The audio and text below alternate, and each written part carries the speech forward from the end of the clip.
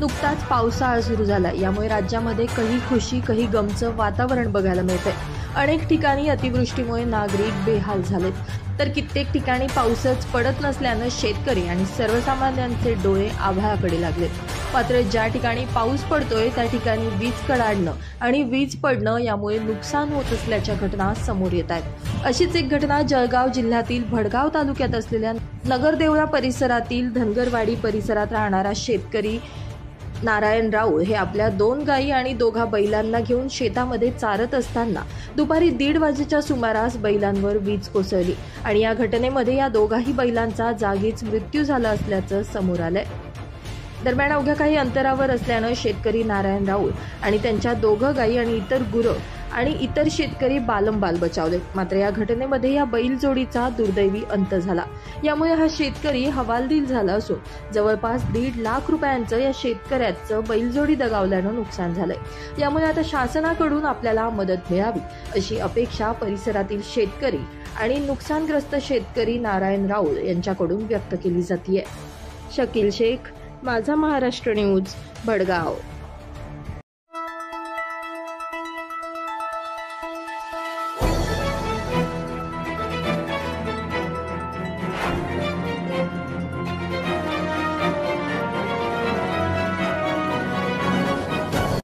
धुळे जिल्हा परिषदेच्या स्वच्छता निविदा प्रक्रियेमध्ये निविदा अपात्र झाल्यानं जिल्हा परिषदेच्या बांधकाम विभागाचे कर्मचारी पंकज वाघ यांना ठेकेदाराकडून मारहाण करण्यात आल्याची घटना घडली आहे। घडलेल्या या घटनेमुळे जिल्हा परिषद कर्मचारी संघटना चांगलीच आक्रमक झाली असून जिल्हा परिषदेच्या आवारात आज एकत्र येत ठेकेदाराच्या विरोधात कठोर कारवाई करण्याची मागणी संघटनेकडून करण्यात आली।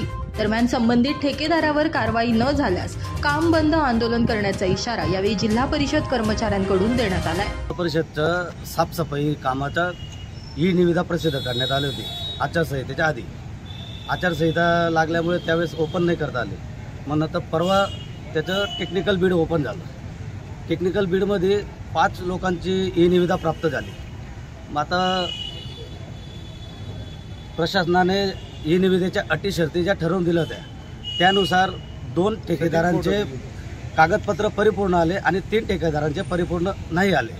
त्याच्यात सावित्रीमाई सेवाभावी संस्था आणि सावित्रीमाई प्रायव्हेट लिमिटेड अशा एकच मालकाच्या 2 संस्था त्यांनी ही टेंडर भरलेलं होतं आणि ज्यात ज्या काही साफसफाईला आवश्यक मशिनरीची मागणी केलेली होती प्रशासनाने, तर त्यांच्याकडे मशिनरी नसल्याने कागदोपत्री स्क्रुटिनीमध्ये त्या ठेकेदाराचे तांत्रिकदृष्ट्या अपात्र ठरणार होते हे त्यांना कळल्याने त्यांनी मला फोन केला रात्री आणि विचारलं की तुम्ही मुद्दामून अटी शर्ती जास्तीच्या टाकलेल्या होत्या किंवा मशिनरी जास्तीच्या टाकल्या होत्या एखाद्या विशिष्ट एजन्सीला काम देण्यासाठी।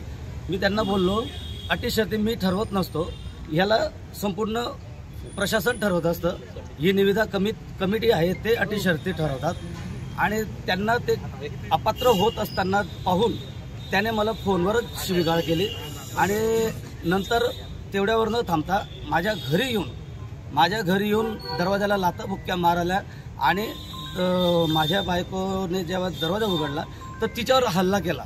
माझ्या बायकोवर हात उचलला, नंतर तिच्या ज्यावर गळा दाबण्याचा प्रयत्न केला तर तिच्या गळ्यातलं मंगळसूत्र देखील त्याने हिसकावून नेलेलं आहे।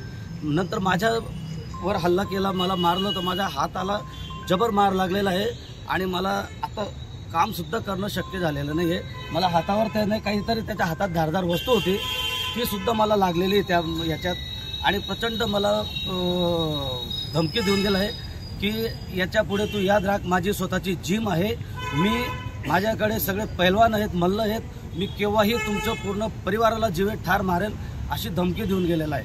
तो महानगरपालिकेत नोकरीला असलेला कर्मचारी आहे किशोर हरिश्चंद्र शिंदे, त्यांची ही भावाची संस्था आहे सावित्रीमाई फुले आणि सावित्रीमाई प्रायव्हेट लिमिटेड। तर असा हा किशोर हरिश्चंद्र शिंदेने हा माझ्यावर भ्याड हल्ला केलेला आहे आणि माझी आणि माझ्या परिवाराची प्रचंड मनस्थिती आता खराब झालेली आहे। काल आमच्या बांधकाम विभागाचे कर्मचारी पंकज पुरुषोत्तम वाघ यांच्यावर निविदा अपात्र झाल्याच्या कारणावरून त्यांच्या घरी जाऊन त्यांच्या कुटुंबियांसह सगळ्यांना मारहाण करून त्यांच्यावर भ्याड हल्ला केला, ही अतिशय निंदनीय बाब आहे। भविष्यात आमच्या कर्मचाऱ्यांवर असा पुन्हा हल्ला होणार नाही म्हणून आम्ही आज त्या संबंधित ठेकेदाराचा निषेध करीत आहोत आणि तशा प्रकारचं निवेदन आम्ही मुख्य कार्यकारी अधिकारी यांना देत आहोत। जिल्हा परिषदेच्या स्वच्छता कामाची निविदा प्रसिद्ध करण्यात आली होती। या निविदेमध्ये 5 ठेकेदारांनी आपला सहभाग नोंदवला। कागदपत्रांच्या तपासणीअंती तांत्रिकदृष्ट्या 5 पैकी 3 ठेकेदार अपात्र ठरले। निविदा प्रक्रियेमध्ये अपात्र केल्याच्या कारणावरून संबंधित ठेकेदारानं राग मनात धरत बांधकाम विभाग कर्मचारी पंकज वाघ यांच्या घरी जाऊन त्यांना मारहाण केली। दरम्यान कर्मचाऱ्याला मारहाण झाल्यानं जिल्हा परिषद कर्मचारी संघटनेनं जिल्हा परिषदेच्या आवारात आज निदर्शने करत संबंधितांविरोधात कारवाई करण्याची मागणी केली आहे। यामुळे आता प्रशासन या प्रकरणी काय कारवाई करणार हे बघणं महत्त्वाचं ठरणार आहे। पवन मराठे, माझा महाराष्ट्र न्यूज, धुळे।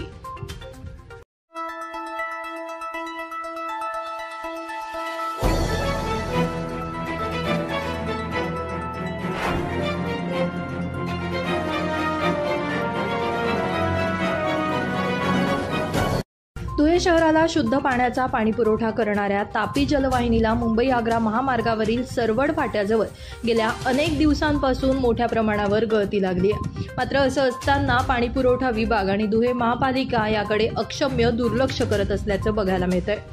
धुळे शहराला 8 दिवसांआड पाणीपुरवठा होतोय, तर दुसरीकडे पाईपलाईनला लागलेल्या या गळतीमुळे दररोज लाखो लिटर शुद्ध पाण्याची नासाडी होत असल्यानं सर्वसामान्यांकडून रोष व्यक्त केला जातोय।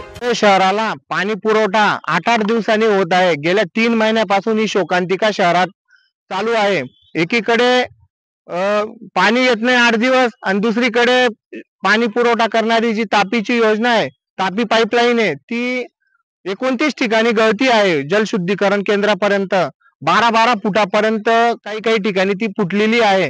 याकडे महापालिकेचं सपशेल दुर्लक्ष आहे। अनेक संघटना, शिवसेनेने अनेक वेळा त्या ठिकाणी त्यांना आंदोलन करून निवेदन देऊन मोर्चा काढून सर्व झालं, पण या ठिकाणी अधिकारी एकदम गेंड्याच्या कातडीचे आहेत। याकडे बिलकुल लक्ष देत नाही। यांची फक्त त्या ठिकाणी मनमानी चालू आहे आणि महापालिका प्रशासन याकडे दुर्लक्ष करत आहे। तर आयुक्तांना शिवसेनेतर्फे इशारा आहे की त्यांनी लवकरात लवकर तापीच्या योजनेवरील ते लिकेजेस लवकर काढावे, नाहीतर शिवसेना आपल्या स्टाईलने आपलं आंदोलन करेन। दरम्यान तापी जलवाहिनीला लागलेल्या या गळतीकडे धुळे महापालिका आणि पाणी पुरवठा विभाग जाणून बुजून दुर्लक्ष करत आहेत का, असा संतप्त सवाल आता नागरिकांमधून उपस्थित केला जात असून संबंधित विभाग याकडे गांभीर्यपूर्वक लक्ष देऊन होत असलेली लाखो लिटर पाण्याची नासाडी थांबवणार का। एकीकडे जनता पाण्यासाठी संघर्ष करत असताना दुसरीकडे या लाखो लिटर पाण्याची नासाडी अशीच होत राहणार हे बघणं महत्त्वाचं ठरणार आहे। रूपक बिरारी, माझा महाराष्ट्र न्यूज, धुळे।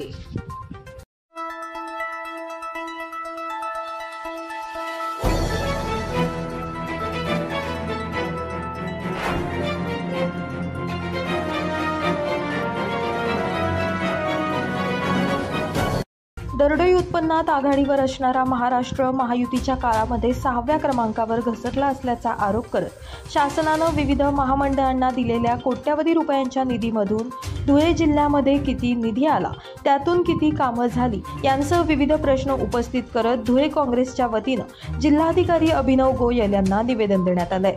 मंडळाच्या अधिवेशनात कॅगने जो अहवाल सादर केलेला आहे तो अहवाल बघता महाराष्ट्र राज्य हे दरडोई उत्पन्नामध्ये 6व्या क्रमांकावर फेकलं गेलेलं आहे आणि कॅगने याचं कारण, याचा निष्कर्ष देखील त्याच्यामध्ये काढलेला आहे की महामंडळांच्या वतीने किंवा राज्य सरकारचे जे उपक्रम असतात असे 110 कंपन्या आणि महामंडळांमध्ये जो पैसा दिला जातो त्याच्यामध्ये 2018-19 साली जवळजवळ 28,000 कोटी आणि 22-23 या आर्थिक वर्षामध्ये जवळपास 46,000 कोटी रुपये त्या ठिकाणी खैरात म्हणून वाटप करण्यात आली।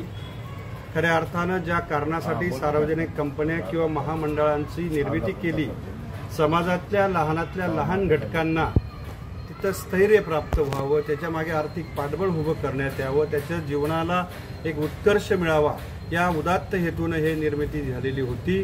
पण ह्या भारतीय जनता पार्टीच्या राजवटीमध्ये नेमका ह्याच कंपन्या सार्वजनिक उपक्रमांच्या निधींना, अनुदानाला छेद लावण्याचा पाप या सरकारमध्ये होत आहे.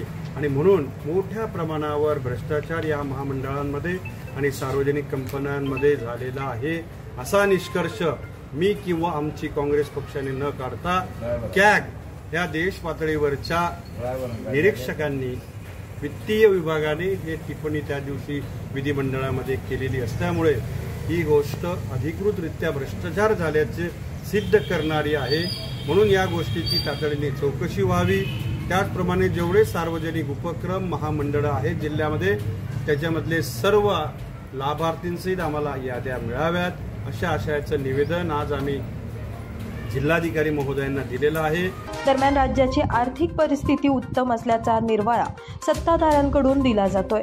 मात्र महसुली जमा आणि खर्च यातील तफावत वाढत असल्यामुळे तिजोरीवर भर पडत असल्याचं निरीक्षण भारताचे नियंत्रक आणि महालेखा परीक्षकांनी नोंदवलं. याबाबत कॅगनं राज्य सरकारवर ताशेरे देखील ओढले होते. दरम्यान कॅगच्या अहवालाचा दाखला देत काँग्रेसच्या वतीनं जिल्हाधिकाऱ्यांना निवेदन देण्यात आलं असून या प्रकरणी चौकशी व्हावी अशी मागणी देखील करण्यात आली आहे. दरम्यान यावेळी काँग्रेसचे विविध पदाधिकारी आणि कार्यकर्ते आदी मोठ्या संख्येने उपस्थित होते. पवन मराठे, माझा महाराष्ट्र न्यूज, धुळे.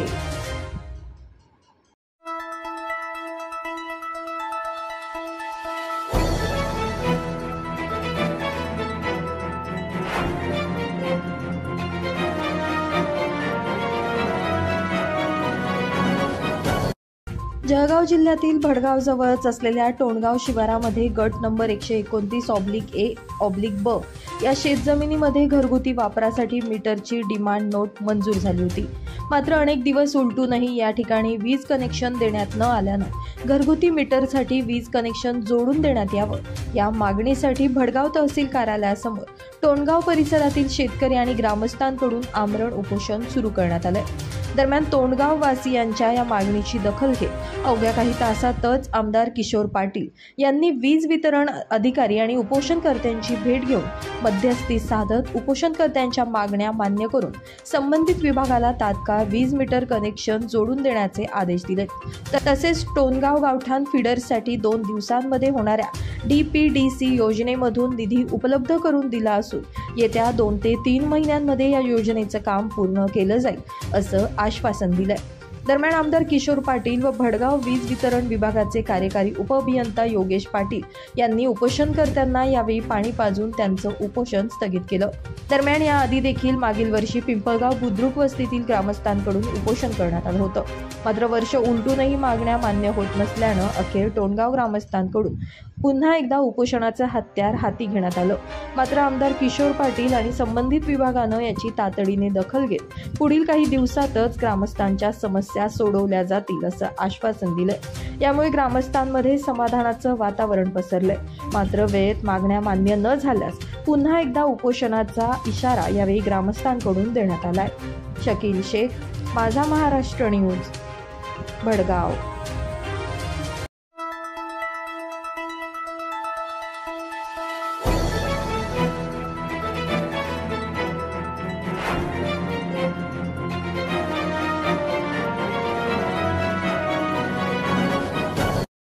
धुळे शहरातील प्रभाग क्रमांक 19 मधील गरीब नवाज नगर या ठिकाणी गरीब नवाज नगर ते नाझीम कबूतर पेटीवाला यांच्या घरापर्यंतच्या रस्ते कामाचा लोकार्पण आमदार फारुख शहा यांच्या हस्ते करण्यात आलं. गेल्या अनेक वर्षांपासून या भागामध्ये रस्ता नसल्यानं नागरिकांना अनेक अडचणींचा सामना करावा लागत होता. नागरिकांनी रस्त्यासाठी आमदारांची भेट घेतली. दरम्यान आमदारांनी तातडीनं नागरिकांच्या प्रस्तावाला मान्यता देत रस्ते काम करून दिलं. याच रस्ते कामाचं लोकार्पण आज आमदारांच्या हस्ते करण्यात आलं. 19 येथे कुबा मशीद पासूनचा जे रस्ता काँक्रिटीकरण आम्ही केला होता त्याचा लोकार्पण आज माझ्या हस्ते करण्यात आलेला आहे. खरं तर हा एरिया अनेक वर्षापासून विकास कामांपासून वंचित होता. रस्ते नाही, गटारीची सोय नाही आणि त्यासाठी आमचे ह्या प्रभागातील नगरसेवक आमिर पठाण, तसेच आमचे धडाडीचे कार्यकर्ते माजिद पठाण आणि अनेक लोकांनी माझ्याकडे मागणी केलेली होती की या संपूर्ण एरियात काँक्रीट रस्ते आणि गटारीची सोय करून द्यावी। त्यासाठी मी प्रभाग क्रमांक 19 मध्ये आतापर्यंत तब्बल 35 कोटी रुपयांचे काम करून दिलेले आहे। आज ह्या कामाच्या लोकार्पण प्रसंगी माझ्यासोबत या परिसरातील नगरसेवक आमिर पठाण, तसेच आमचे कार्यकर्ते माजिद पठाण, आमची महिला जिल्हाध्यक्षा दीपा मॅडम, डॉक्टर शराफत सय्यद, तसेच इक्बाल भाई शाह, मलिका मॅडम, सौद आलम आणि अनेक कार्यकर्ते यावेळी माझ्यासोबत उपस्थित आहेत। दरम्यान समस्या मांडल्यानंतर तात्काळ त्यावर निर्णय घेऊन उपाययोजना करणाऱ्या आमदार फारुख शाह यांचं परिसरातून कौतुक केलं जात आहे। दरम्यान रस्ते काम लोकार्पण सोहळ्याप्रसंगी आमदार फारुख शाह यांच्यासह MIMचे पदाधिकारी आणि स्थानिक नागरिक मोठ्या संख्येने उपस्थित होते। सुनील निकम, माझा महाराष्ट्र न्यूज, धुळे।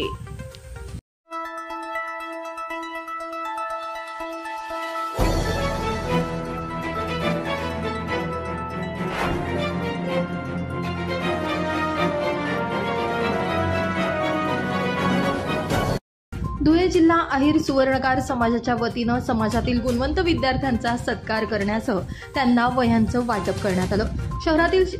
धुळे शहरातील शेकडो विद्यार्थ्यांचा सत्कार करत वह्यांचं वितरण करण्यात आलंय। यावेळी समाजातील बांधवांना विविध पुरस्कारांनी सन्मानितही करण्यात आले। प्रमुख मान्यवरांच्या हस्ते दीपप्रज्वलन करत या कार्यक्रमाला सुरुवात करण्यात आली। यावेळी गुणवंत विद्यार्थ्यांना अनेक मान्यवरांनी सखोल मार्गदर्शन केलं। गेल्या अनेक वर्षांपासून सुवर्णकार समाजाच्या वतीनं गुणवंत विद्यार्थ्यांचा सत्कार केला जातोय।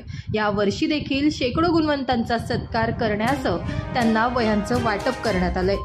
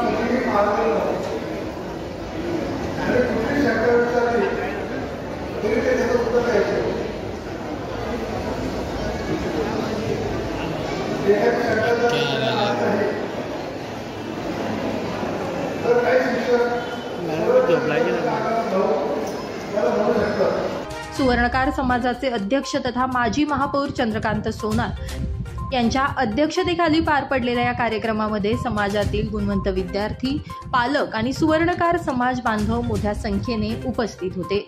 रूपक बिरारी, माझा महाराष्ट्र न्यूज, धुळे।